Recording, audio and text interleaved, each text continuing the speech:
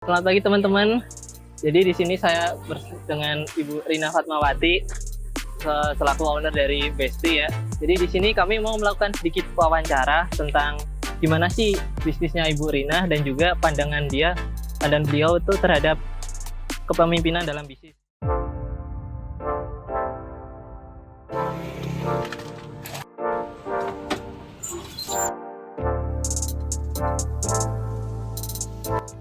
Sebelumnya saya ucapkan terima kasih dulu kepada Ibu telah meluangkan waktunya untuk membagikan cerita-cerita inspiratif dari Ibu dan juga menjawab beberapa pertanyaan yang udah saya siapkan. Nah, di sini nomor satu nih pertanyaannya seputar bisnis Ibu tuh. Kapan sih bisnis Ibu didirikan dan gimana sih ceritanya bisa sampai sekarang? Terima kasih buat Mas Fatur. Usaha saya itu dirintis termasuk masih baru ya, soalnya kan saya tuh banyak ada beberapa usaha. Yang utama itu usaha pangkalan gas. Terus yang kedua kan ini Besti, mau coba-coba usaha jualan es teh gitu kan, yang baru viral kan. Merintisnya itu bulan Juli akhir 2023, termasuk baru ya, baru setengah tahun menjalankan usaha.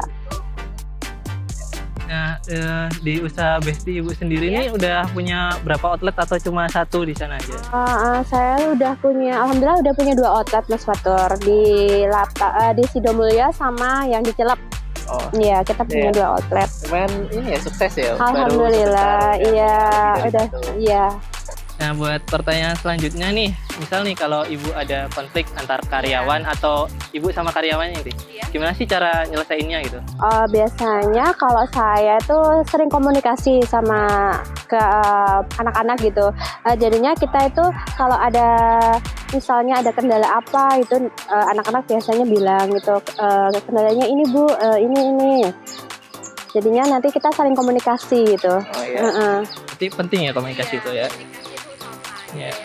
Nah, selanjutnya nih, kalau Ibu menemukan situasi sulit nih yang berpengaruh ke bisnis nih, gimana sih pengambilan keputusannya tuh?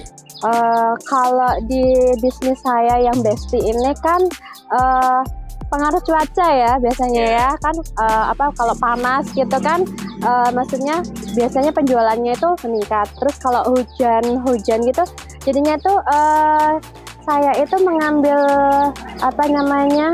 peluang gitu. Jadi kita jualnya nggak cuma yang dingin, nggak cuma es gitu. Jadi kalau pas hujan kita jualnya yang panas gitu. Iya, jadi ada online gitu loh. Ada variasi lain gitu ya. Nggak cuma es gitu. Hujan gitu bisa jual. Soalnya kan bisa ya. Yang selanjutnya nih, gimana sih cara Ibu menjaga koordinasi nih antar karyawan tuh di outlet satu sama outlet lainnya biar bisa kerjasama gitu? Oh iya, kita punya grup Mas. Jadi saya bikinkan grup WA di situ kan.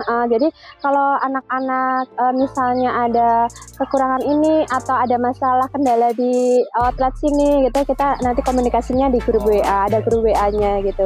Iya. Nah, berarti di grup itu juga ini ya buat ngecek kinerja karyawan iya, gitu? kinerja karyawan, iya biasanya.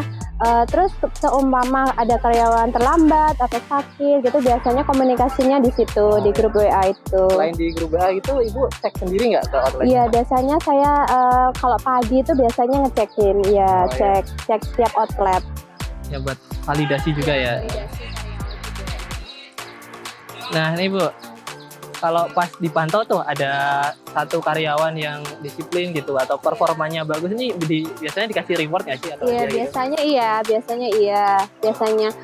Ini kan rencana kan mau jalan setengah tahun ini, rencana mau healing ini sebelum puasa. Sama anak-anak ini rencana, iya.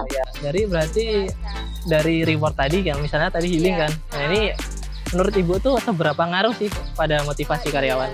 Biasanya sih kalau anak-anak kan biasanya kebanyakan kan anak buah saya itu kan masih kuliah. Jadinya tuh saya kadang ngasih motivasi kalau istilahnya kalau dia udah nggak kerja di tempat saya, nanti kerja di tempat baru gitu. Nanti maksudnya kan buat bisa belajar bisnis sendiri gitu. Ya. juga sharing pengalaman gitu. Sharing pengalaman gitu. Nah, yang ini kebalikannya nih Bu. Iya. Kalau tadi kan ada karyawan yang disiplin terus performanya bagus nih. Nah, ini kalau ada yang bikin kesalahan nih, mau disengaja atau enggak nih? Saya dikasih hukuman atau punishment gitu nggak? Enggak, biasanya cuma saya nasihati aja. Enggak sampai kayak itu, iya. Nah, misalnya nih Bu, kalau misal nih Ibu kasih punishment nih, kira-kira sih impact-nya bagi karyawan itu atau karyawan lain tuh ada nggak sih? Ya, ada. Jadi pembelajaran gitu. Iya, kayak pembelajaran gitu, iya. Nanti juga tergantung nanti dia bikin masalahnya apa. Kemarin sih ada sih ya karyawan ada satu tuh yang istilahnya kayak nakal gitu ya, curang gitu ya. Itu biasanya udah nggak mentorin lagi, udah aku cut gitu. Biasanya nggak aku perpanjang lagi dia. Iya, harus tegas gitu ya. Iya, kalau saatnya kan udah nggak jujur dia. Iya. Nah, ini nih menurut Ibu nih, gimana sih cara menciptakan visi misi buat karyawan tuh agar mau bekerja sama gitu? Ya pokoknya saya berkomunikasi terus sama anak-anak. Maksudnya kalau ada kendala apa nanti dibicarakan, Mbak saya punya ini. Apalagi kalau biasanya kan kadang anak-anak itu kalau punya masalah di rumah gitu, biasanya suka sharingnya sama saya gitu. Kan aku punya ini, nanti kita saling sharing biasanya. Jadi nggak terlalu tegang antara bos sama aku, anggap anak-anak sendiri gitu. Jadi biasanya santai ya? santai gitu. Komunikasi itu memang penting sekali buat anak-anak. Jadi anak-anak itu jadi biar betah gitu loh kerja sama saya gitu tuh. Iya. Nah, yang selanjutnya nih, ini mohon maaf dulu nih Bu. Ibu tuh pernah gagal nggak sih dalam membangun bisnis ini, dan apa sih gitu? Bisa ceritakan gitu.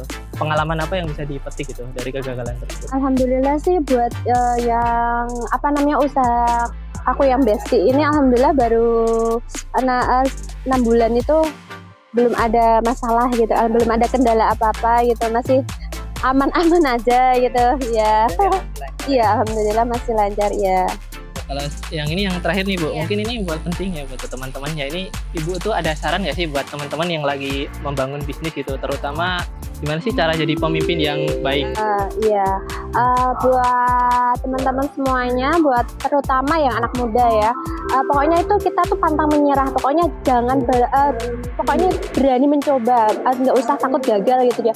Soalnya kegagalan pertama itu memotivasi kita tuh untuk tahu, oh kegagalan saya ini, jadi nanti memperbaiki diri lagi untuk lebih dari kegagalan kemarin.